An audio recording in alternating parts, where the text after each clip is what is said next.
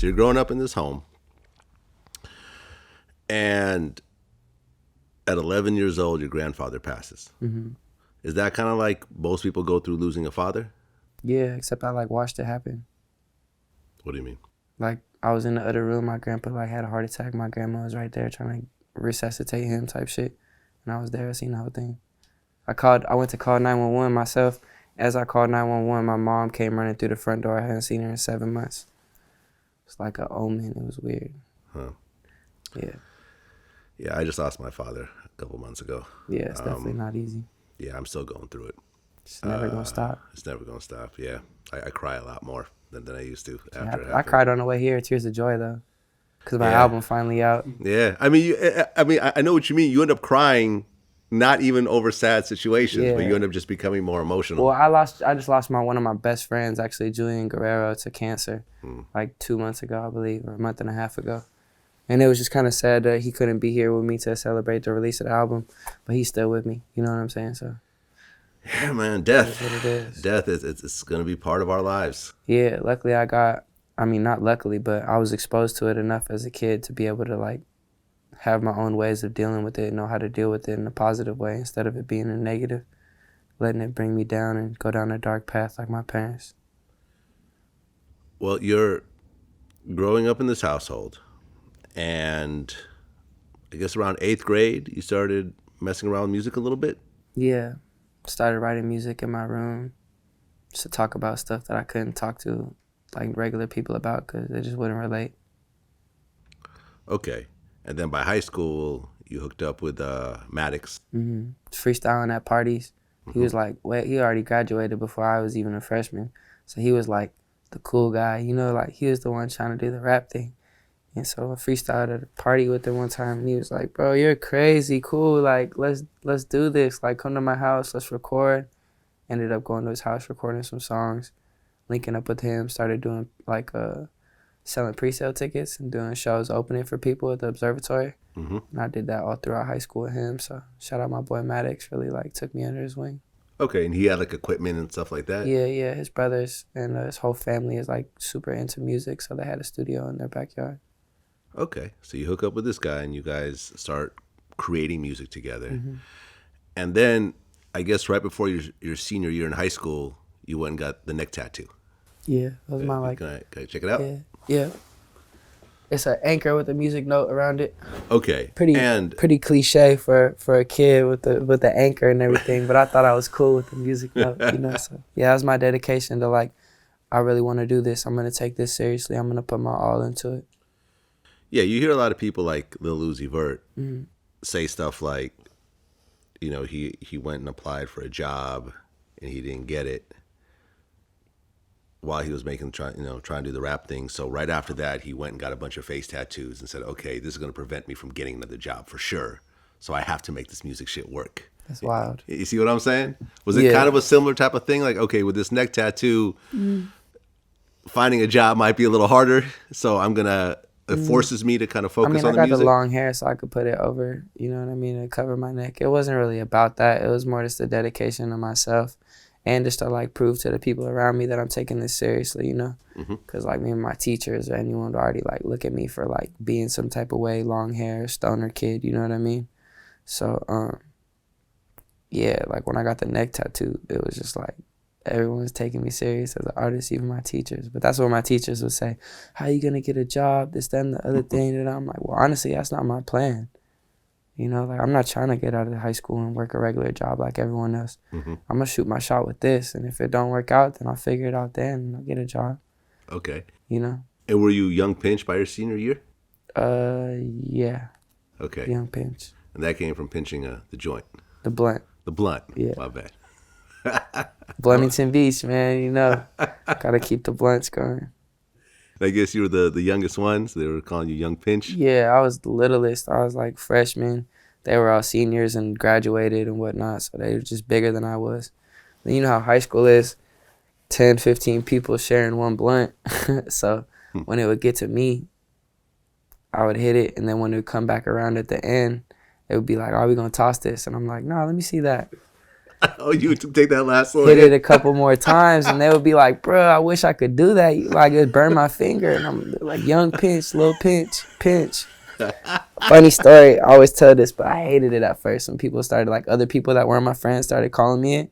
I was like trying to fight people. I got in like 2 fights, and then finally it just stuck, and I was like, all right, whatever. Yeah, I'm gonna pinch a girl butt. Like, I'm gonna do this, I'm gonna do that. Like, I just started rocking with it. And now here I am, 2020, young Right. pinch, back to the beach. Your fans ever go up and pinch you and try to kind of play off that name a little bit? Yeah, it gets kind of weird. It gets like, kind of "Did you just annoying do that?" sometimes. Or sometimes when I'm in a club or somewhere loud, like, what's your name? Pinch him. Like, pinch, pop, what, bitch, what, huh? What are you saying? Give them a little pinch. They're like, oh, pinch. So, did you graduate high school? Yeah, I graduated. Okay, so you graduate high school. Mm-hmm. Did you get a job, or are you still with the music at that No, point? I was trimming weed. I'm not even You're a gonna lie. weed trimmer. Yeah, I was trimming weed. My boys, my boy Maddox's older brother and some other people that I knew were into the medical cannabis industry. So I was fortunate enough to be able to just go trim and get paid crazy amounts of money Really? under the table. So that worked out for me. That was cool. I was able to have some money in my pocket. But after I graduated, and like it was a couple months of like me just doing that, my grandma was like, I want you to go to school. I want you to do something, you know? Go to college? Yeah, like I don't want you to get caught at one of these places, because it wasn't fully legal yet, you know? So I don't want you to get caught and arrested at one of these places. Like, that's not a solid, secure job, you know? I'm like, well, I'm trying to do this music thing. I basically just was like, all right, fine, I'll do it just to make you happy. So I went to Golden West College, community college, right across the street from where I was staying at in Huntington Beach.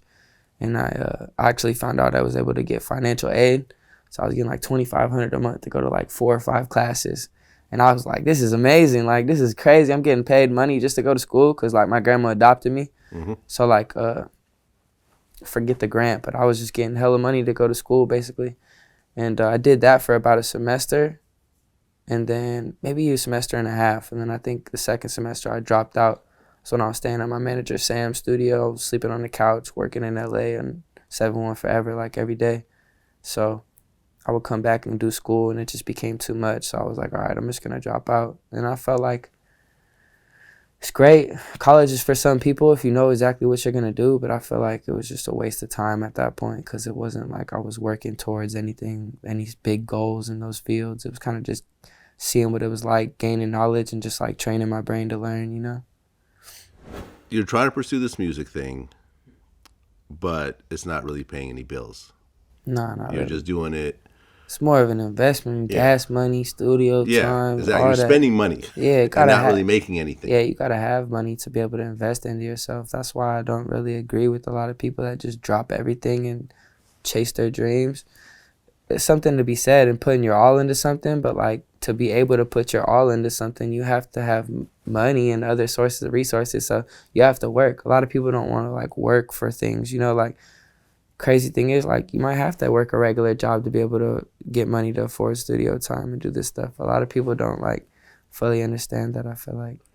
And then, like, it kind of bites them later when they get into the industry and they're like, oh, all this stuff costs money. It's crazy. Yeah, or they do something illegal in order to finance it, which then ends up get getting caught up. locked up. And then...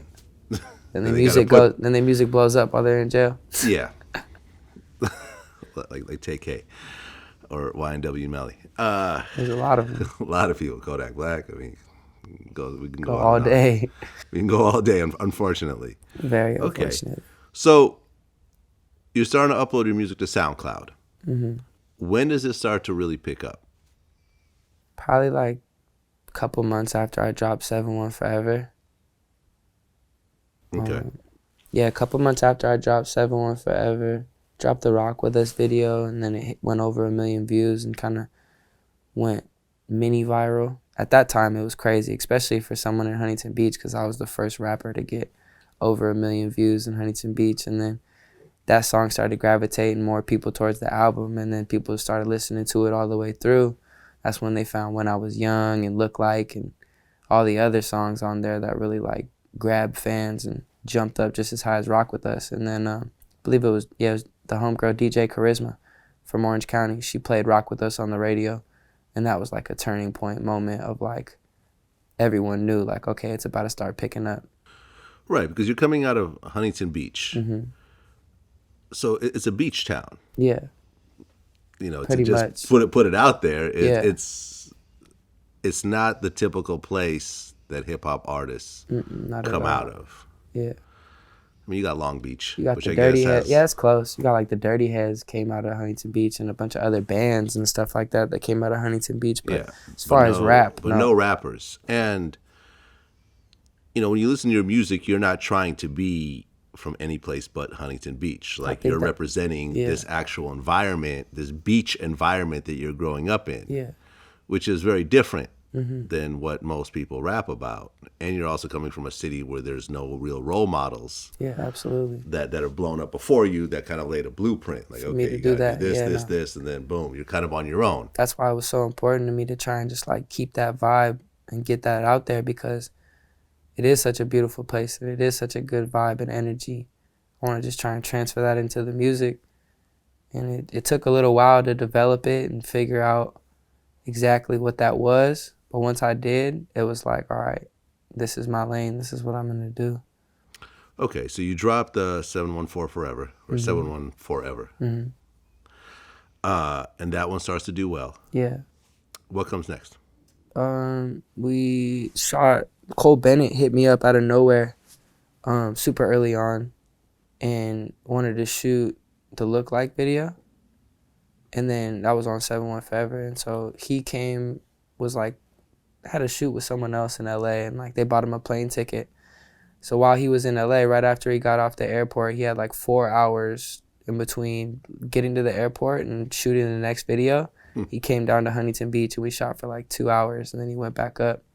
So showed him the beach for the first time. We did a couple crazy things where I was like, whoa, this is like, you've never seen the beach before? Like, no, I'm from Chicago, you know, they don't got the beach there. So it was like, wow, we really bonded, you know, just as friends. And then I think it was like 2 weeks later, he sent me the video and I was like in shock of how good it was because we only shot for 2 hours, like at like 2 locations.